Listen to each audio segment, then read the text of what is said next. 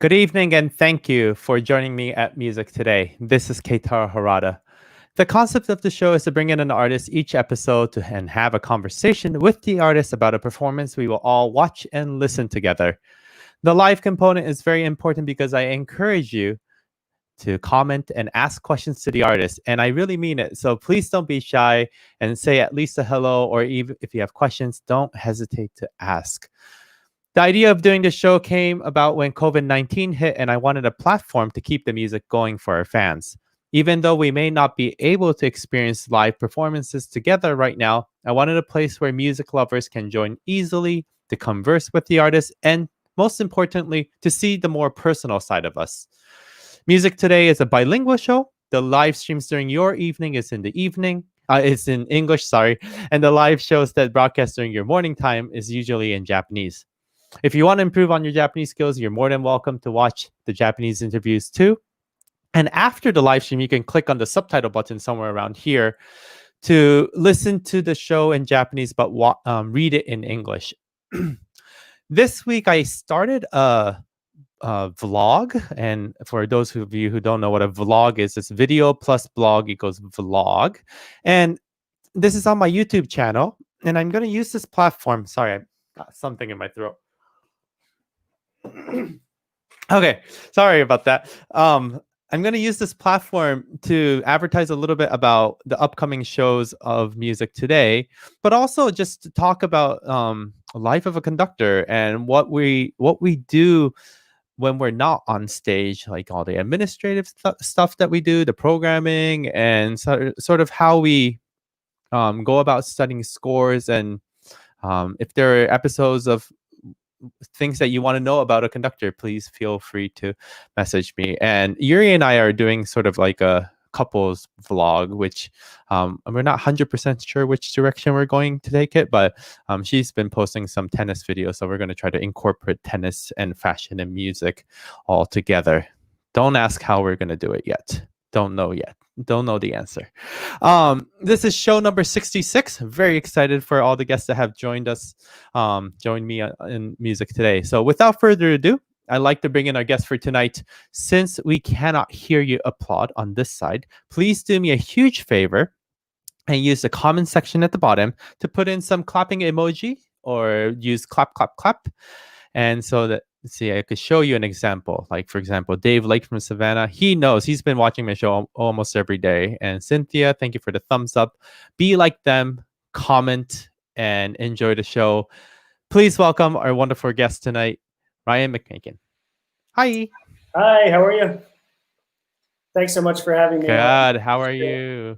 Very good. Thank you for joining. I'm assuming you're quarantining in Savannah? Yeah, we're taking it easy here and obviously still working from home and just kind of re-envisioning what could happen here in the arts in Savannah in the next 6 months. Fantastic. Well, for our viewers, I want to share just a little bit about Ryan and myself. We both work in Savannah. We both have an arts organization in Savannah. And I was trying to, we've spent some time together numerous times having over drinks or dinners and stuff, but I've noticed that we've never taken a photo together.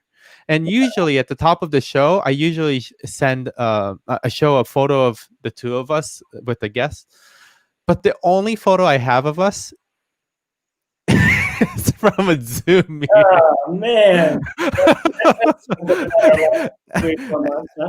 And this is not the most attractive photo of neither one of us. I'm just gonna this is whoop. This is from the very beginning of when the pandemic started and all the arts organizations gathered together in a Zoom chat and just to discuss what the heck we're gonna do. Yeah. So unfortunately, that is the only photo of the two of us. Sorry. Yeah, we'll have to change that in the future. I really think so. But anyways, let's go straight to music. The music that I want to share this morning is the Dover Quartet and the Escher String Quartet playing Beethoven. Could you tell us just a little bit about this video and what we're about to listen to? Yeah, the way this came together, so our festival season, we actually, it was canceled about 10 days before our opening day. And we had an octets program planned with the Escher String Quartet and the Dover Quartet. As it happens, Milena and Brooke Speltz, Milena of the Dover Quartet, the violist, and Brooke, the cellist for Escher String Quartet, are married, and his brother is the violinist for the Escher String Quartet. So they were quarantining together in Philadelphia. And as part of our Noon 30 concert series, we asked all the artists who were supposed to be here for our festival season to submit home videos, videos from their home studios, and anything they could and it really came in from around the world. We were so excited. We got 35, I think, submissions. So really good participation. They were practicing their Beethoven string trios, these three. So this is wonderful performance here. You'll see of the string trio number 3 in G major, opus 9, number 1, the first movement. And I don't know how much we're going to watch, but they nailed it right there in their living room. We'll take a quick listen.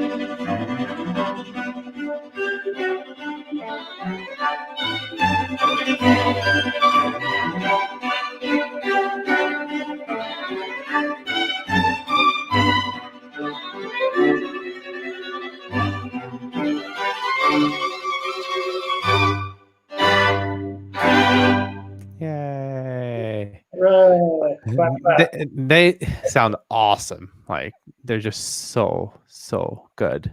Yeah, they really are. And I know Milena was on your program a couple of weeks ago, right? Yes. On June 28th, Milena was on my show, and she does talk about, how much she was just so bummed about not being able to come to the festival, 10 days before they were all ready to get going to Savannah and they couldn't attend. And so she does mention about that in the interview. But, if you're interested more about the amazing viola playing and what the life of a viola player, it's an interview to definitely watch.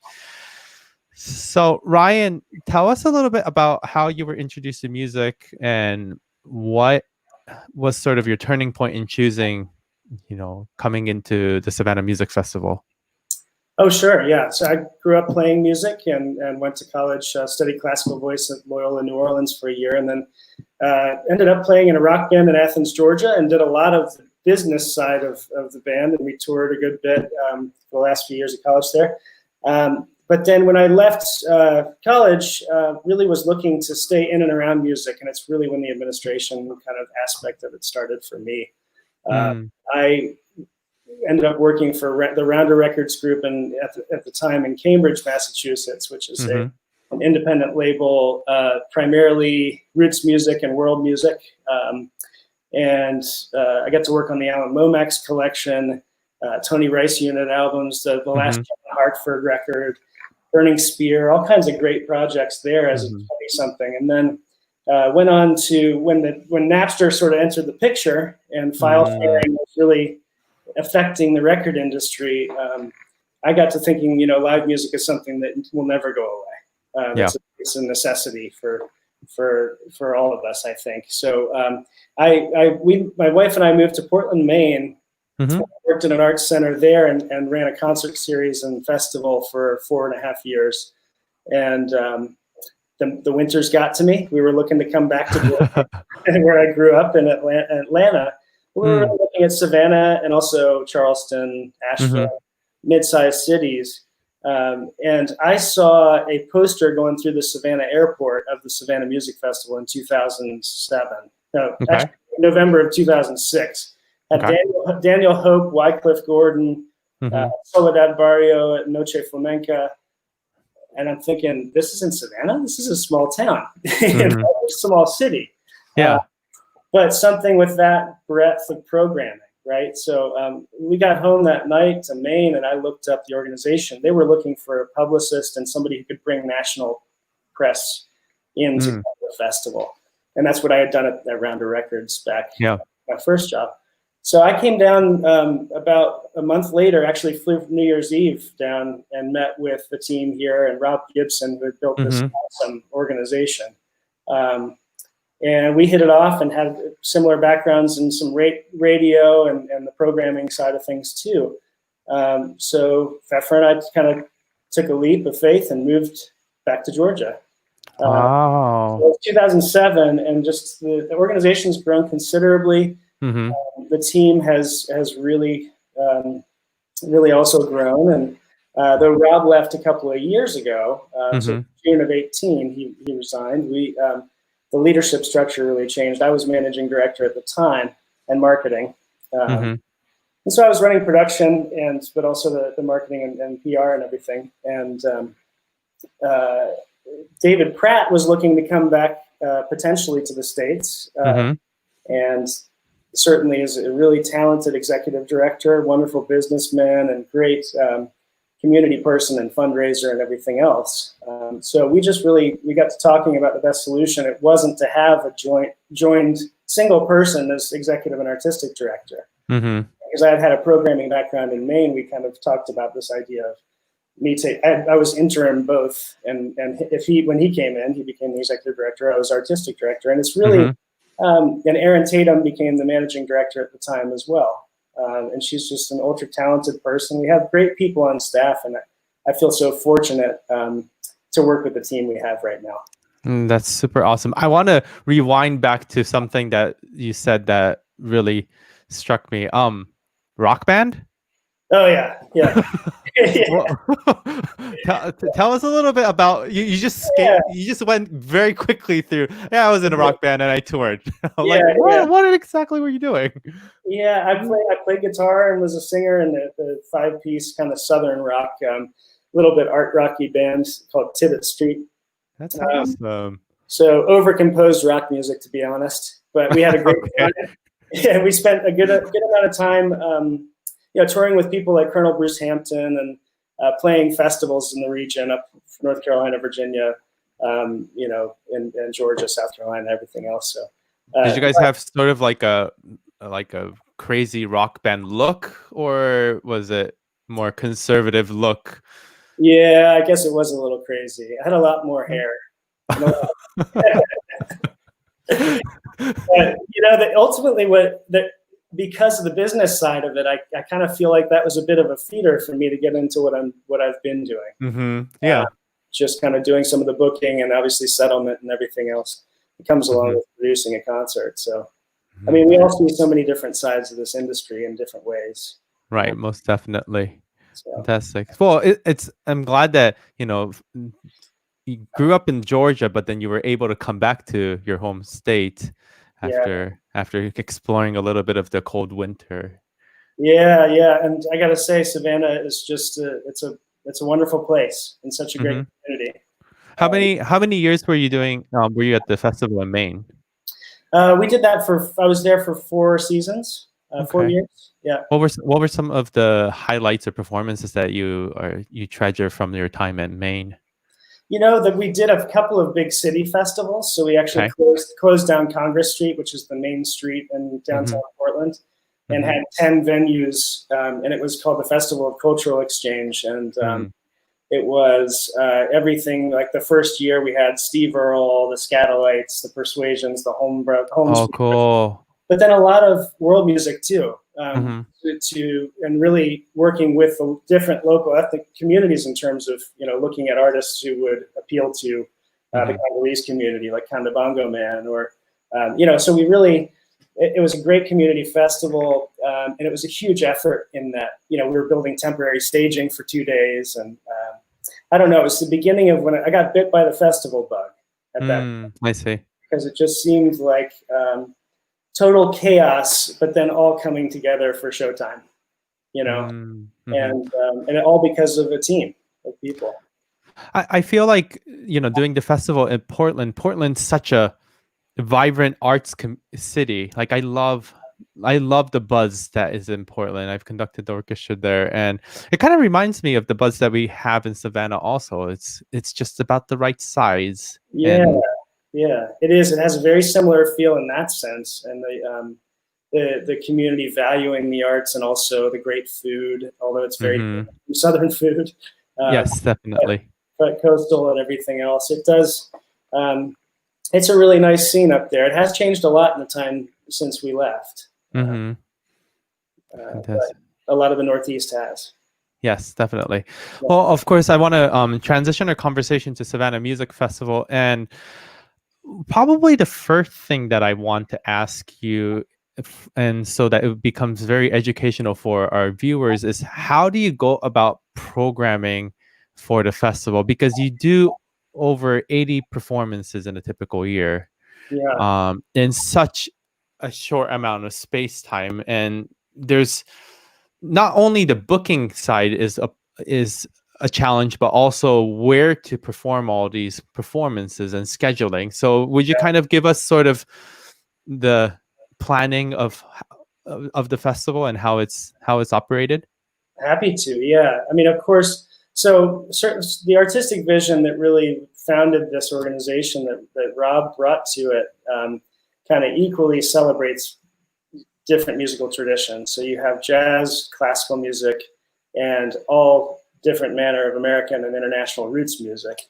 And within those areas, I think you always hope to have an even balance, right?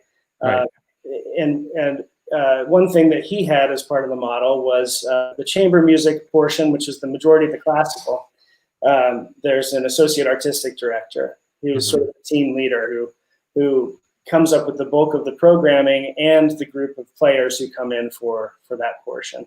That was Daniel Hope up until last season, and now is Philip Dukes, who is a violist who's the artistic director of Marlborough College in the UK, and has put together such a great program for his first year, and it kills me that we weren't able to see it come to fruition. But then also on the classical side, there's a handful of touring bookings too. So this season that would have involved the Dover Quartet and Escher project that I mentioned before, the Dover Quartet with Bridget Kibbe and a Celebrating Bach program. Certainly every year we presented the last 15, the Atlanta Symphony Orchestra. They had a great Beethoven program, and Andre Watts was coming as part of that too. So the classical, that's kind of what that looks like. Then within jazz, that was always linked to Swing Central Jazz, which is an educational program of bringing in high school jazz bands from around the country who apply to come study with the clinicians who are playing the festival. So it's kind of a jazz week, although it's not just the only time within the festival that we present jazz. But I think more than anything, this festival tries to be artist-led and tries to bring artists in who can work in different functions. So whether it's education, whether it's presenting new work, whether it's bringing new collaborations, it's best to have people come in, soak up Savannah, be part of the festival culture, than just come in and play a show and leave. So, and then the Americana, that's a horrible term sometimes. The American side of things is there's an associate artistic director who's been part of our scene for a long time named Mike Marshall, who's a mandolin player. And what's great about Mike, he's such a wonderfully talented musician and a people person and a great educator. But he plays classical music on the mandolin. He plays Brazilian music. He got his start with the David Grisman Quintet in the first when he was in his early 20s or mid 20s. He can play pretty much anything, and he has this wide reach. Now the programming of those concerts within that realm of American roots is done internally, but certainly projects that Mike wants to bring each year, we try to prioritize. So Daniel and now Philip, the chamber music associate artistic director, is the one that kind of plays the largest role in the programming decision making. Within jazz and American roots, it's more tied to education programs. Mm-hmm. and then other artists who are around become part of kind of the scene. Gotcha. Yeah. You've been with the festival since 2007, right? Because you then Yeah. came that for the New Year's Eve in 2007. So Mm-hmm. 13 years with the festival, I'm assuming if you're doing averaging about 80 performances, so that's a little bit over 1,000 performances that you've done, Yeah. which is amazing. What would you think is the most memorable performance that you've ever encountered at Savannah Music Festival? Yeah. There's so many moments. It's really about those moments that you are a part of, I think, that you collect. Mm-hmm. But I think probably the biggest conquest for us as a team was to present a festival finale in 2018 at Trustees Garden, Mm-hmm. which was a huge effort and something that hadn't been done yet. Mm-hmm. So we spent, as we were running concerts throughout the city, we spent 3 days building out a festival scene down at Trustees Garden. Yeah. And to see all that come to pass, I think Mm-hmm. during the last set of the night was the most elated I've felt in quite some time. Mm-hmm. Oh, and then at the Morris Center in the Trustees Garden, that's such a wonderful setup where with the slope and the outdoor venue and also it's controlled because it's gated, so you can ticket. It's perfect for presenting a concert, presenting a festival there. Yeah, and it's very Savannah, beautifully renovated historic buildings, and we that's a wonderful site. We hope to do more there in the future. So if I had to pick one, that's probably the easiest target. Mm-hmm. Dave is saying, ask him about playing the fiddle to a full Lucas Theater in Savannah, 10 times the very enthusiastic crowd. Do you know what he's talking about? Yeah, we were going to get to that subject. This Musical Explorers is one of our music education programs. Is that too quick of a jump? Yeah, no, totally. Yeah. Let's go to it.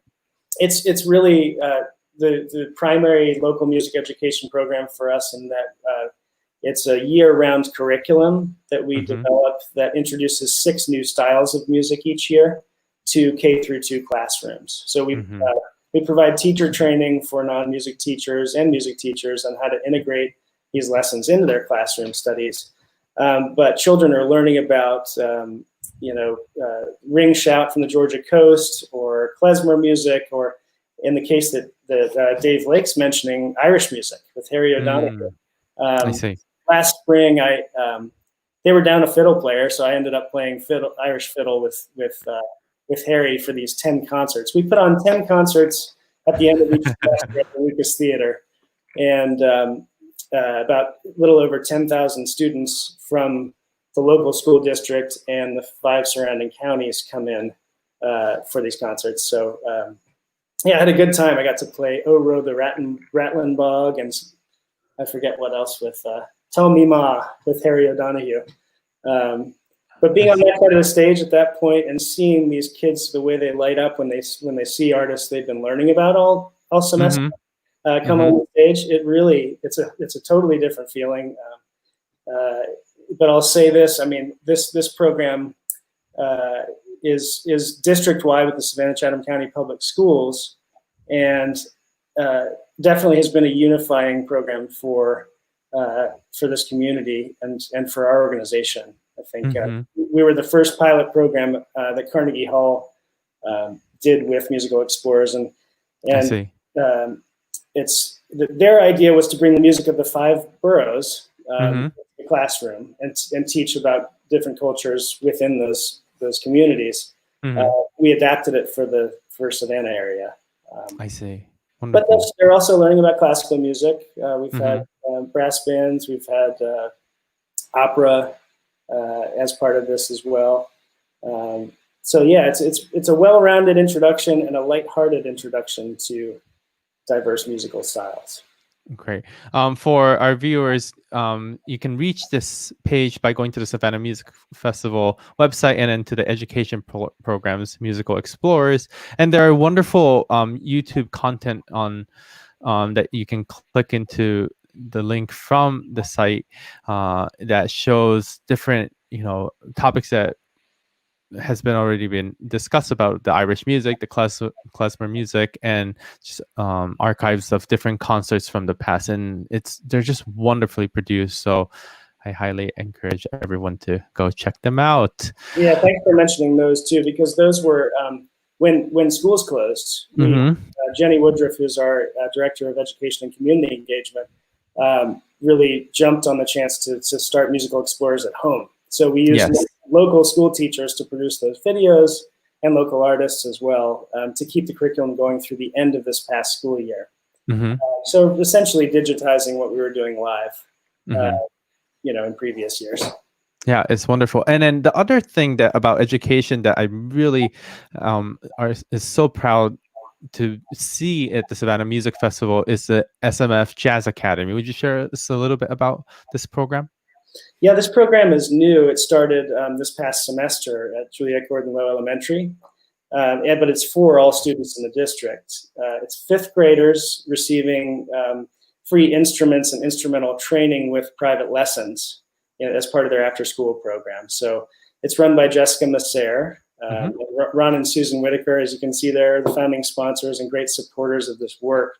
But it's certainly putting instruments into the hands of students who might not get them at this point, and providing great instruction. It's jazz forward, but we started with the concept of El Sistema and trying to build the Jazz Academy Big Band. We ended up this year, because of the splintering of the school year, with doing a Zoom recital. Cool. Which was incredible. There were some great moments and wonderful playing. Students who have only been taking lessons now for 3.5-4 months.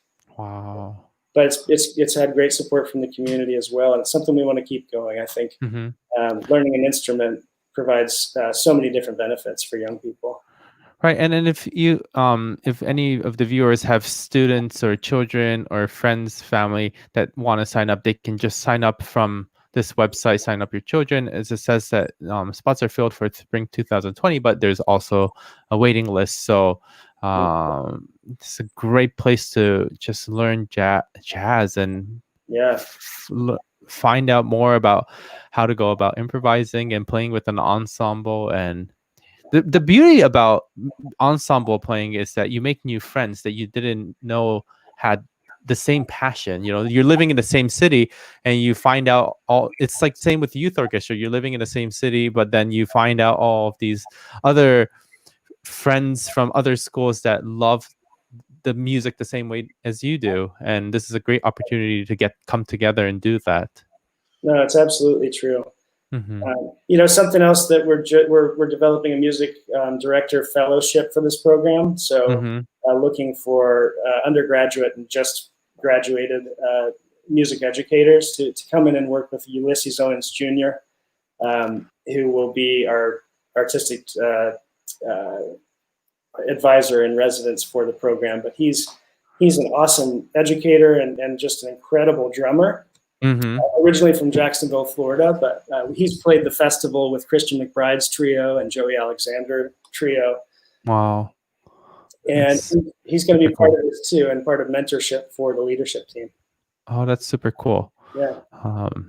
I'm glad that opportunities are available, not just for the little younger students, but also for recent graduates, because as you know that very well, career in music is just so, it's tough. It is, absolutely. And we as arts organizations have to provide opportunities for young students or graduates that are coming out. So this is wonderful. Tell us next about SMF Live. Oh yeah, so this is a radio program, Savannah Music Festival Live, that's in its 13th season. And it's a weekly broadcast on Georgia Public Broadcasting at 8 p.m.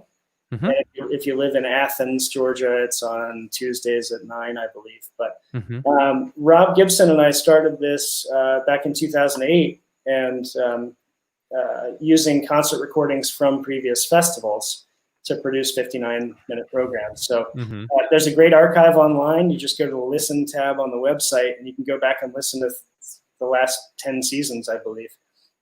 Yes, it's a very long list. And then what I love about this website is the fact that you can just click on here and then music starts playing. It's so easy. It's so easy. I love it. Yeah. But there's a search at the top too. So anybody who's come to a lot of festival events who wants to just kind of say, "Oh, you remember in 2012 when this happened?" You should be able to find it. There's 52 different programs every year. So yeah, and as I see, it's celebrating the 1250th show. Yeah.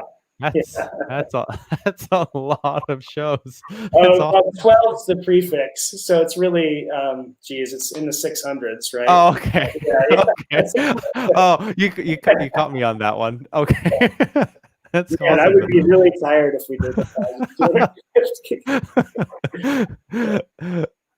That's awesome, though. This is wonderful, and what a great source to we're doing so much staying home activities, and we're always craving for some kind of music, whether it be active listening or just background music while you're working and doing Zoom. So check out the SMF live radio channel, because there's just endless music, really really endless music. This is great. Fantastic. Now, one of the things that I thought was great about the Savannah Music Festival was when the pandemic hit and you had to cancel your season 10 days before the festival was ready to go, it didn't stop you guys. Yeah, you did something extremely creative, which was the SMF at noon 30. If I was wondering if you could just share us a little bit of how this all came about, and more, how. Of course. Yeah, no, this was just, it was various discussions with different people around town, artists who, like Ricardo Ochoa and I were talking about, because Velvet Caravan was supposed to play the festival, a special program with John Jorgensen and Frank Vignola, and Night of Gypsy Jazz. And so we were talking on one level is, how can we make something happen now? Just sort of jump on this and do something virtual, digital. David Johnson from our board, Tim Coy from our board, various people just talking about how do we not just kind of sit on our heels here and say, oh, well, bummer, Right. So, a lot of different conversations led to I reached out to all the artists who were booked to come and let them know, obviously, how disappointed we were, but certainly that we wanted to keep them engaged in the Savannah Music Festival. I mean, like I was saying before, it's not just a one and done kind of festival for a lot of artists. They look forward to coming and playing and even listening to other performances, collaborating, everything else. So we got this great response from so many people who said, of course. And what we did was we offered a small stipend to each artist, just to say, I mean, we just don't believe in asking for music for free, period. Right. But on each one of these videos, you also have direct links to people's Venmo and PayPal accounts. So it really started to snowball a little bit. We have several artists who were able to get a little extra money out of this, to support the work that they lost. Now, obviously, you're not going to make as much in a digital performance as you would live, but that was certainly a good side benefit of it. But what came through that was really cool, I mean, one of the first videos I got was Olav Johansson, who's a nyckelharpa player from Sweden, doing an introduction from his home in Sweden, saying how much he missed Savannah. And it was such a good start to the program. There's a great variety of performances in here. You see Amethyst Kia there. We listened to the Dover and Escher.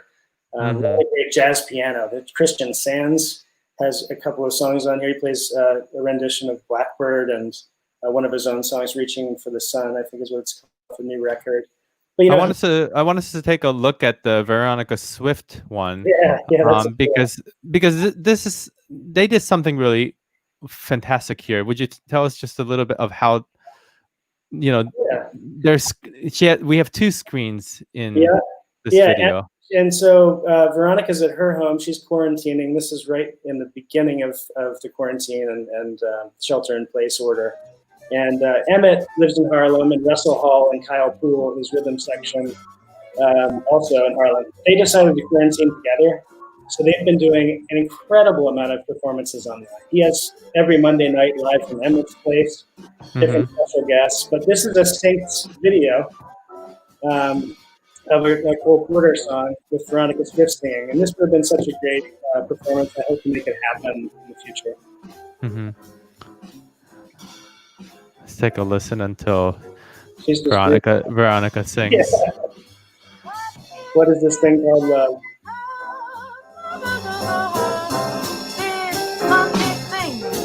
This funny thing called love. Who can solve its mystery? Wow, must be day over me. I saw you there one wonderful day. You took my heart and threw it away. I asked the Lord in heaven above, what is his name? What is his name?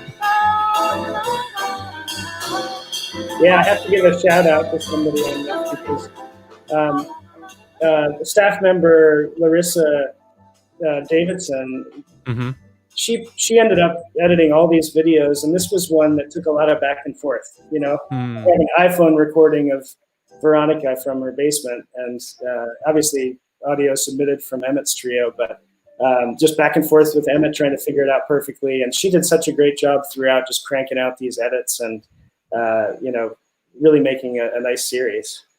That's wonderful. And then the thing about Veronica Swift is that, she's all about jazz. Her dad's a celebrated jazz pianist, and then I think mom is a jazz educator, author, and I think her performances are just amazing. Yeah, she's 26 or 27 years old, and she's the maturity of her performances is really, really high. Her musical IQ and her ability to deliver, she's got the goods.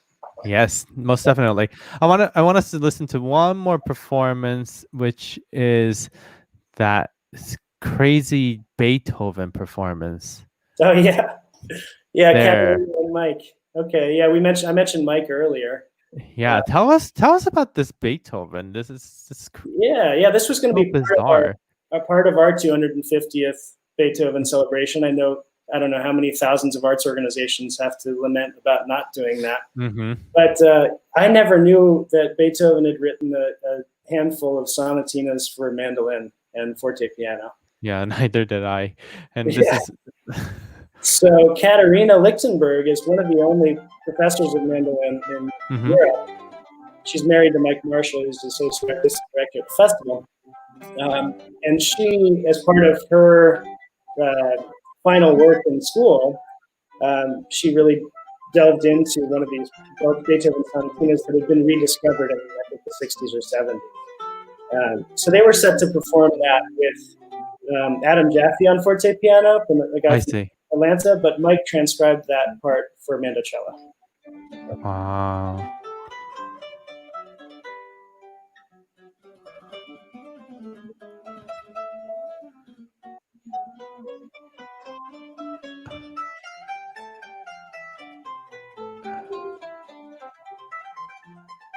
Who knew Beethoven wrote something like this? Yeah. It's really cool. It is. And, hopefully you'll get to meet this couple. They will be back to Savannah. They're such a wonderful couple. And their early relationship really they were around when they were first starting to date and everything else. One of the funniest stories that happened in my time in production, they were playing at the Morris Center and had a break. And Lang Lang was playing with the Atlanta Symphony Orchestra at Johnny Mercer Theater. Oh, no kidding. And they said, can we get over there and just see a little bit? And I said, well, in the car, but I have 2 bikes. And Katarina says, I love bikes.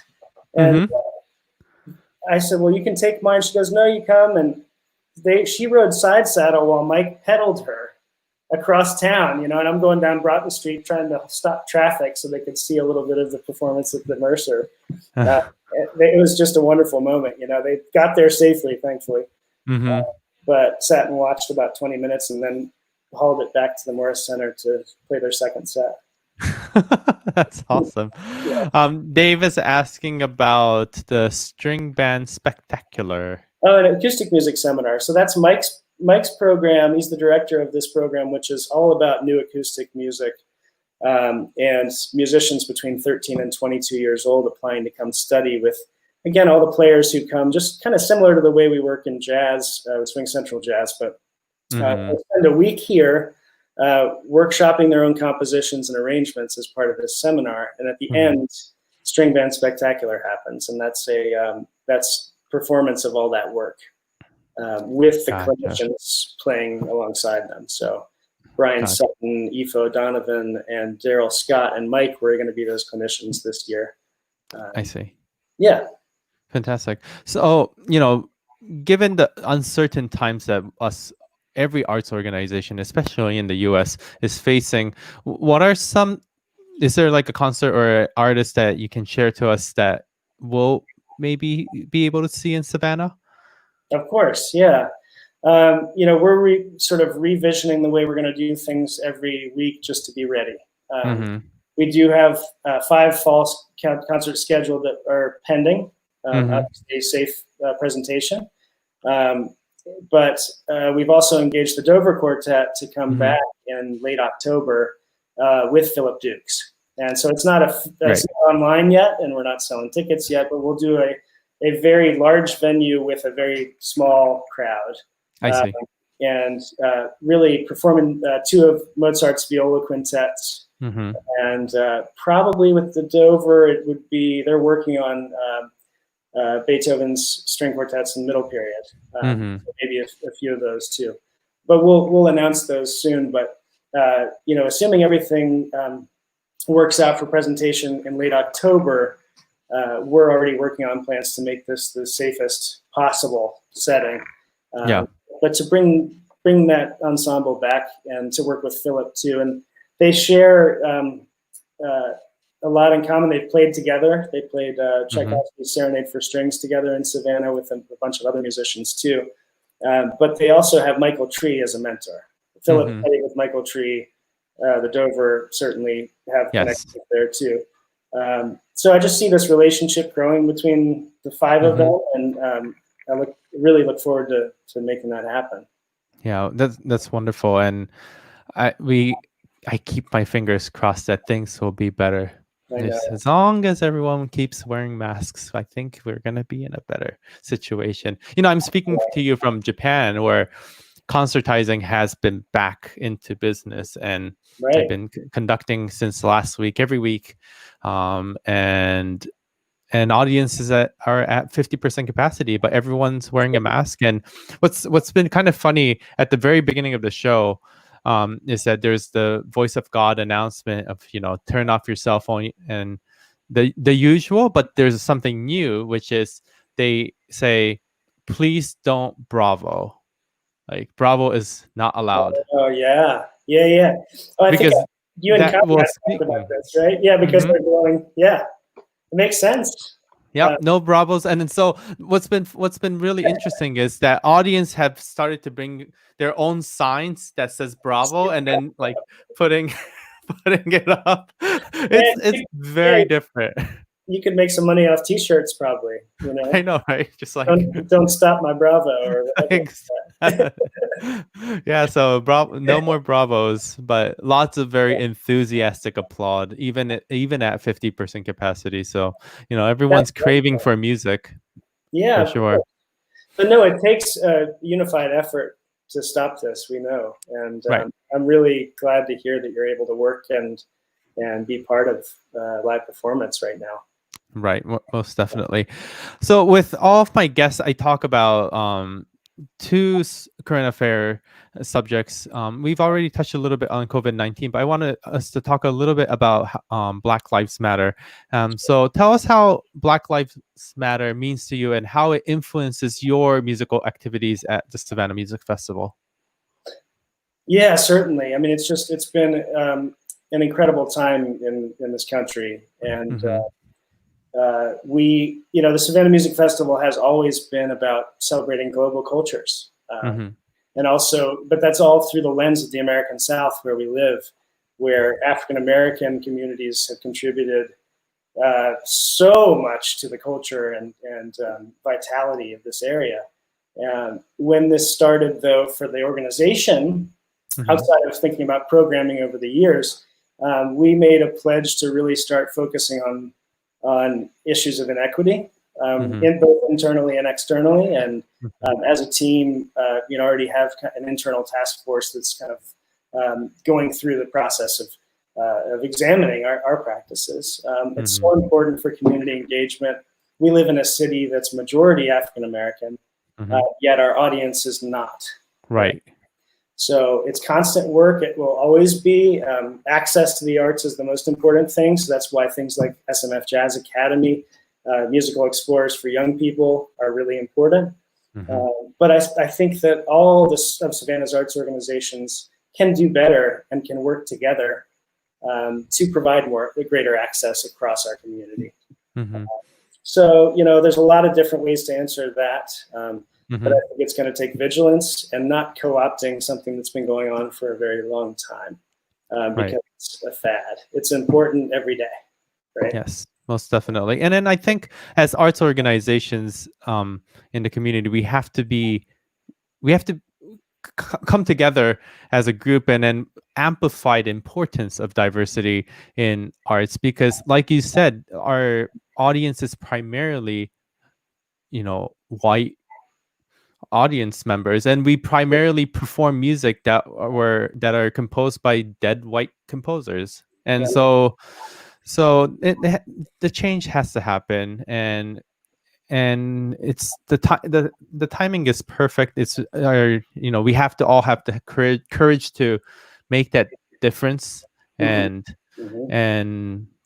also the courage to act upon the newfound responsibilities that art is such a universal language, and I think we're able to be more diverse in many ways, and speak in a very positive way of this change. So it's vital work. For us, I think we're a team of 9, and I think it's about this. For us, this new sort of task force is really going to be about keeping ourselves accountable for the work. And for not losing sight of it when we're busy trying to crank out our usual whatever it is. So no, very, very important. Yes, most definitely. Well, I'm glad the Savannah Music Festival is, moving in that direction. The other, of course, current affair is COVID-19. So performing music has become such a routine activity for us for so many years. And, we never really thought about having an audience, although it's always having an audience has always been there, and I think we've all taken it for granted that there will always be an audience that will come. But then all of a sudden, because of this pandemic and crisis, performing in public has become extremely difficult, and then we realize, oh my gosh, the importance. We've always known that audiences are important, but to not all of a sudden have an audience, it's crazy, right? So how has in the past few months, how has your attitude towards music and performing for an audience changed for you? Yeah, I it's just been kind of a gut punch in that the last 18 years of the work that I've been doing has sort of grinded to a halt. At the same time, I think what's important as presenters is what how you elevate the artistry, right? So you try to look for ways to engage artists who are doing good work, to promote what they're doing. We talk about people who are just being proactive, and like we mentioned Emmett Cohen earlier. He's created such an amazing thing with this Live from Emmett's Place. Right. So many organizations are also doing great online work, but I think the more we can, through our social media channels, through our own audiences, promote the great work that's happening in this time, then we're doing what we can. But I think not. For me, the work is putting great music on stage. And when I'm on vacation, we're generally going to see music and going to festivals and performances, So we had a big plan to go to Louisiana Festival International in Lafayette and Jazz Fest, and also Montreal Jazz Festival, which just would have just happened this summer, and not happening, obviously. So I missed that considerably, but given what's going on, it's necessary, and you try to engage as best you can. There is great online content happening. Yes, definitely. Man, I listened to WWOZ's Jazz Festing in Place nearly every night, and they did such a good job of presenting the New Orleans Jazz and Heritage Festival in those cubes of, I can jump to this stage and that stage and hear, Dr. John or hear Irma Thomas or whatever it is. Montreux Jazz Festival, opening up their video vaults, listening to, early 80s or watching an early 80s James Brown concert in Montreux, Switzerland. That's awesome. Yeah, there's so much to take in right now. There's no substitute for being in front of it. So. Most definitely. But the thing is, this is the new norm, and we just have to come out of the old traditional ways, and we have to adapt to the new digital content producing, with the hopes that we will come back together eventually, with the vaccine and with careful measures of the audience. But in the meantime, like, music doesn't have to stop. Like, we don't have to stop with our content building. So yeah, you're right. And you mentioned earlier, there's so many different functions for music, whether it's something to have on while you're working, or you can engage in so many different ways. Right. I think in the organizations you and I both work in, there's intimacy is really central. So it's going to take a lot longer for us to recreate that intimacy, I think, just in the way things are going. But hey, it gives us time to think about what can happen. Exactly. And then it just allows us to rethink about our organizations and really understand what is it that we do for our community. And what our meaning is. So this is wonderful. And I'm very thankful for all the digital content that's coming out of the Savannah Music Festival. For our viewers, I just want to make sure that people know how to reach you, and it's just savannahmusicfestival.org. Very easy to go. The website is super easy to navigate. There's a concerts, the COVID-19 information, but the listening. The listen is where you can listen to the music that we talked about, the radio, and then up top are all the social media contents, but also the YouTube channels that you can access many videos from the education and also from the noon 30 concerts. So please do check it out. Yeah, we'd love it. Yeah, great. As soon as we can put on concerts safely, we'll be doing it. So. Yes, most definitely. It's the same with us too. Safety, it has to be the number one priority, and we'll know when we'll know, and then everyone's craving for music. I mean, and especially in Savannah, living in Savannah, this is a town that people want to get together and gather and party, and and a majority of our musical activity is the source of their party, and we just have it sucks that we can't provide that. Yeah, it really does. We're not allowed to. Yeah, but fingers crossed that we can soon, and we just have to be patient.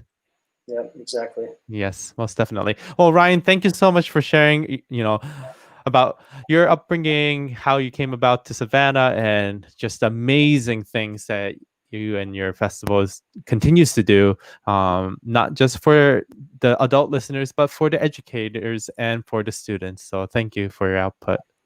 No, thank you so much for having me on tonight. It's been really fun. Great. And for our viewers, thank you for watching. And then please do share this video. If you have friends that love the Savannah Music Festival, send them an email or let them know. Use the same link on YouTube to just access the archive, and see you next time. So thank you, everyone. And Ryan, thank you again. Thank you. Good night, everyone. Bye. Okay. Bye-bye. Thank you for watching. Please remember to subscribe, like, and share this video. ありがとうございました。チャンネル登録、いいね、そしてこのビデオをぜひシェアしてください。